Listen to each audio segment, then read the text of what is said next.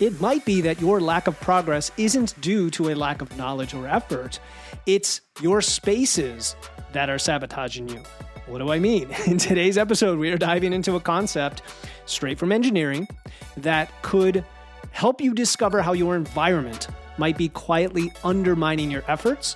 You'll learn a systematic approach to transform your spaces into powerful allies to reduce friction in your quest for this leaner physique. Today, we'll uncover why your surroundings matter more than you think when it comes to consistently hitting your goals.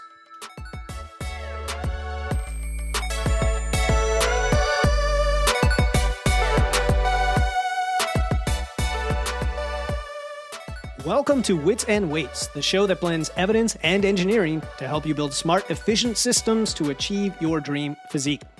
I'm your host, Philip Pape, and today we're exploring a concept that might be the missing piece in your fat loss puzzle, the 6S method, and how it applies to your environment, your fitness environment, your food environment, all of your spaces.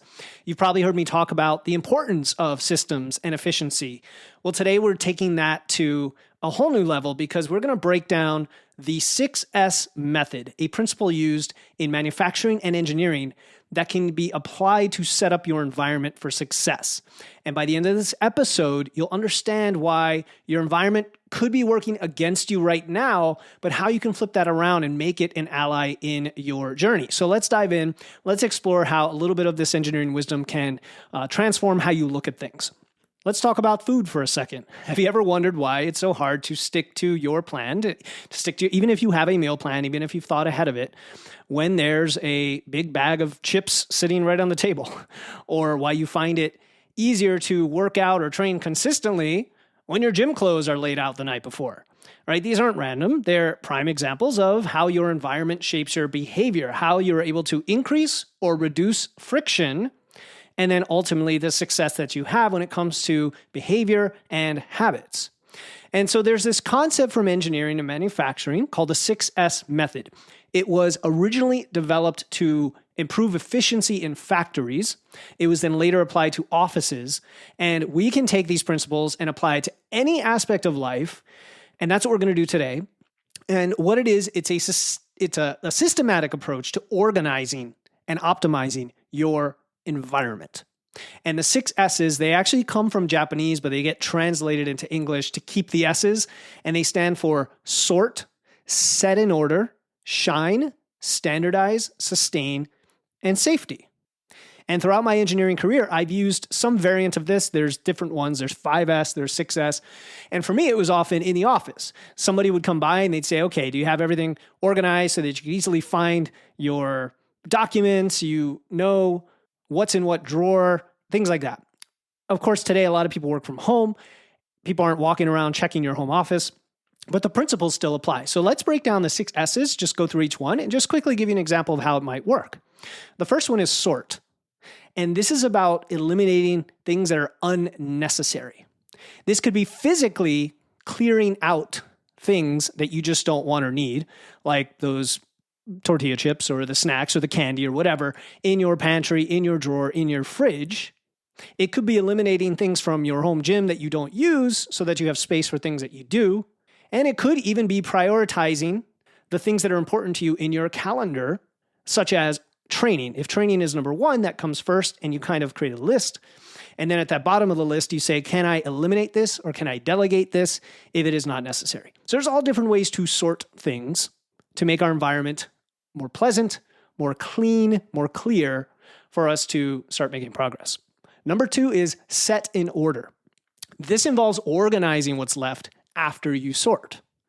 And so in your kitchen, this might mean putting the snacks that you really want, maybe they're the high nutrient density, the lower calorie snacks, at eye level in your fridge, in the front of the cabinet, in the front of your drawer, putting it where you see it before you see the higher calorie options, the things you want less. Now, when you're in a multi-person household, this might involve some conversation, but if someone there is supporting you, they should be okay with you putting their Oreo cookies in the back so you don't see them as easily. Very simple concept of organizing what's left. This could apply to your home gym as well. This could apply to even your equipment that you take to the gym. If you go to a commercial gym and you have your blender bottle, your protein, your gym bag, your squat shoes, are those first sorted and then set in order so that they're very easy to see and get to? For example, if your gym bag, if your squat shoes have a place in the front room where you're going to walk by it every day on the way out, even when you're not going to the gym, it's a great visual reminder of a behavior that is part of your life. The third S is shine. And this is about keeping your environment clean and functional. Almost think of like feng shui, right? When you think of the extreme of a living room that is just very clean, minimalist, and it's functional. You have your area to sit, you have your area to get work done, things like that. So a clean kitchen, for example, makes your meal prep more appealing. So simply literally cleaning, right? Literally making the counter clean, and also not just cleaning it, but also keeping it clear, keeping it functional. You can have some decorative things, of course, but think about all your kitchen appliances. Which ones do you use more than others? The ones you don't, maybe they go in the cabinet. Maybe you have a rack up top that you can hang pans from, or kitchen implements, tools, and things. Maybe the drawer, you can reorganize your utensil drawer, right? Little things like that can go a long way. I think about my basement where I have my tool chest. And ever since we moved in, I've been working to organize that. There's a lot of tools. And I was thinking, you know what? It's a little bit frustrating and stressful when I have to do a small job and I go down there and things aren't where I want them. Same thing applies to our meal planning. Are your casserole dishes in the right place? Your pots, your pans, your Ninja Creamy, all the things that you use on a regular basis. So that's shine, keeping it clean and functional. The next S is standardize. Now, this is one of my favorites. This is about creating systems and routines. And so this could involve initially setting for yourself a reminder in your calendar or in your phone, or setting an alarm, or putting a post-it note on the fridge that gets you to do something. But that something is, for example, always packing your lunch the night before, or always having a set meal prep day each week, or always prepping your gym bag the night before, and standardizing and having a system. This doesn't have to be super automated and using AI and all this fun stuff. We're just talking about your food, your gym environment, and making it as frictionless as possible. Number 5 is sustain. Now, for some people is the hardest part, is maintaining the changes you've made. But if you've already gotten rid of all this friction, you've created a clean, well-suited, well-sorted, shiny, functional environment, you're probably going to have some sense of pride in it. And if they then lead to you making progress, it kind of feeds on itself. And you create habits and you consistently reinforce the systems that you've put in place. And the last S is safety. Now, in manufacturing, this usually refers to physical safety when you're dealing with high voltage electricity or sharp tools or heavy equipment. But when it comes to nutrition and training, this could be making sure you have an environment that helps you feel safe, feel less stressed, feel like you know what you're doing and you know what to do next. It could be physical safety in a home gym, for example, by making sure you have barbell clips and spotter arms, safety pins, all the right equipment so that you don't feel in danger at all. It could be making sure that you are tracking the things that you want to measure, both with your food, with whether it's scale weight, measurements, lifting, so that you have the confidence that what you're doing is going to produce the result, so that you know you're recovering, right? When we say safety, do we mean physically being safe in the gym with your form and recovering? So there's a lot of different ways to create an environment that supports your progress. It prevents extreme measures, prevents burnout, and allows you to recover and have some time to yourself. Now, we often talk about how willpower is a finite resource. Discipline, willpower.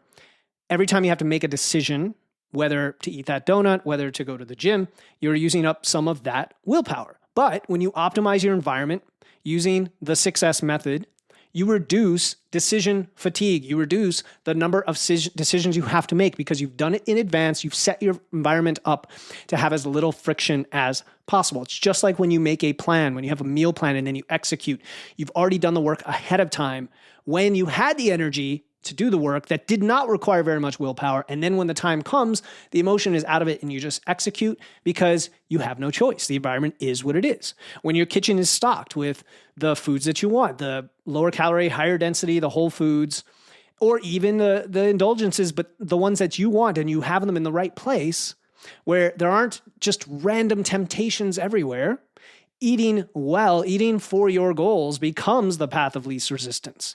When your gym clothes and your blender bottle and your squat shoes and your lifting belt are all set up to go the night before, going to the gym actually becomes the easy choice. The harder choice would be to undo all of that. Now you're no longer fighting against your environment. It is actually working toward you and guiding you. It's like holding your hand and saying, here we go. Like, this is the way we do it. And this is why I often say that systems are going to outdo willpower any day of the week. You can have all the motivation in the world, internal, external, doesn't matter. If your environment is constantly tempting you or making it difficult to stick to your plan, that is friction. You're fighting an uphill battle in that case. Now, the beauty of taking a method like this, the 6S method, it is not about drastically changing everything. It's take one thing, take one of those S's and take one aspect of your environment and just start chipping away. Small strategic tweaks that will add up to big changes over time. Start with your refrigerator. Or if that's too overwhelming, start with one drawer, one cabinet. Start with the one gym bag trick, right? It's about engineering your surroundings to make the choice that serves you, whether that is for fat loss or anything else, the easy choice. So just pick one area of your environment and go through each of the 6 S's, starting at the top. Sort. Just start with sort. And you might find that one of them is unnecessary or it's easy and you go to the next one. Just start with one and do it. You don't even have to go to the next one the same day if you don't want to. You could. And once you sort, then you set things in order and that'll make those choices even easier. Then you keep it clean, you keep it appealing and functional. You standardize. You sustain these because you've got the pride and you've done the work to put it in place. And then you make sure everything supports you and supports the safety for you. This is an aspect of continual improvement, constantly refining your surroundings to better support your goals. And it never really ends. You'll always find opportunities to do this. So go back to this episode in the future if you're like, I need to work on my environment. Something in my environment just doesn't feel right. It feels dirty. It feels like it's going against me. I always eat this snack food that's sitting there on the table, and analyze, optimize, iterate, do what we talk about here. All right, as we wrap up, I want to challenge you to look at your environment with fresh eyes right now. Now, if you're, of course, in the car or you're walking, you may not have the full environment, but really everywhere you are is part of your environment. So you might be surprised. In your car, for example, it might be a little dirty. You might have things that are not as efficiently set up for you, for your commute, for listening to that podcast. What are the little things that are holding you back from your goals? What's hindering you? And then how can you apply the 6S method to make the environment work for you? All right, if you are not entirely sure how to apply this to your life, or you want to take this concept and take it to the next level and figure out for you, what is my plan? What is my fat loss plan? What is my muscle building plan? Body recomposition? I have free 15-minute rapid nutrition assessments that I do all the time, where I get on the call with you, I get on a Zoom call, and we just talk about your goal, where you are, where you want to be, what is the one thing holding you back, and then give you a 3-step action plan to get you immediate results in the next 90 days. Maybe it's about refining your environment. Maybe it's something else, but you'll only know if you book it. So book your assessment with me. Go to witsandweights.com, click the big button at the top, or click the link in the show notes. That is it for today. This is Philip Pape. You've been listening to Wits and Weights. Until next time, keep using those wits, keep lifting those weights. We'll talk to you then.